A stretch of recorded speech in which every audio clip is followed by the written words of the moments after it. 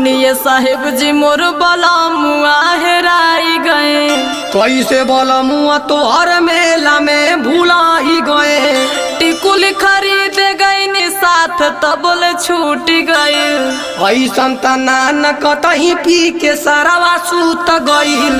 पढ़लो लिखल न उ हमें कि घर चली आई है। पहिले लगाई बचार सोटा जब उ मिल जई है। हंस खुश घर से उ मेला में लेके आए वो। और चुटकियों में हम ढूंढेंगे क्योंकि तुम फिरेंगी दरोगा की शरण में आए हो।